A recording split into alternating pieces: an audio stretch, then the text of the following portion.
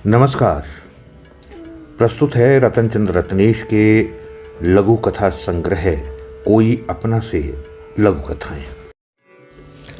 आज प्रस्तुत है घटना और पार्किंग शीर्षक से दो लघु कथाएं। पहले घटना शीर्षक से लघु कथा।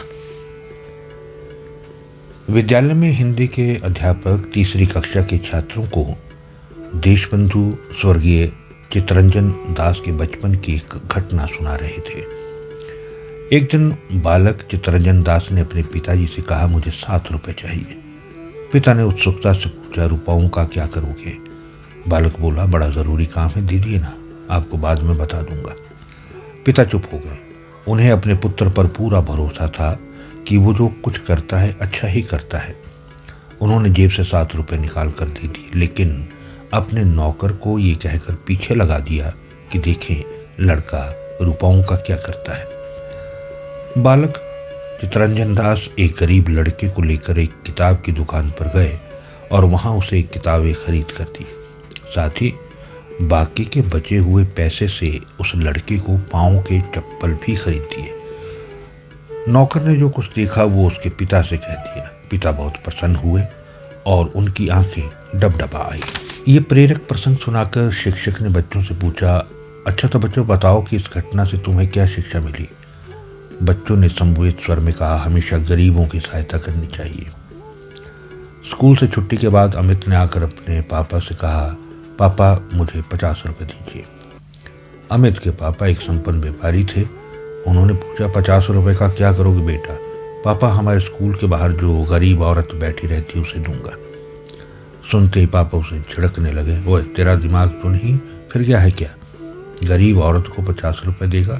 कमबख्त, बाप का पैसा मुफ्त समझकर लुटाना चाहता है, मूर्ख कहीं का। बच्चा मुंह लटकाए सोच में पड़ गया, कहीं टीचर ने क्लास में कोई झूठी घटना तो नहीं सुनाई थी। ये थी घटना शीर्षक से लघु कथा और अब पार्किंग शीर्षक से लघु कथा।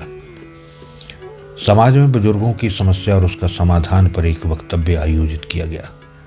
कार्यक्रम शहर के प्रतिष्ठित थिएटर में होना था और वक्ता एक जाने माने समाज सेवी और चिंतक थे। वे भी उनका वक्तव्य सुनने के लिए निश्चित समय पर थिएटर जा पहुंचे, जहां पार्किंग में वाहनों का जमावड़ा देखकर उनका माथा ठनका, क्योंकि इस तरह के कार्यक्रमों में अब तक उन्होंने गिनती के लोगों को ही देखा था। वाहनों की कतार गेट के बाहर भी इस कदर अस्त व्यस्त लगी हुई थी कि वे बड़ी मुश्किल से अपना वाहन पार्क कर थिएटर के अंदर जाने में कामयाब हो गए। परंतु अंदर जाकर देखा तो हॉल लगभग खाली था। मुश्किल से 20-25 अधेड़ बुजुर्ग मौजूद थे और अब कार्यक्रम शुरू होने में कुछ ही समय बचा था।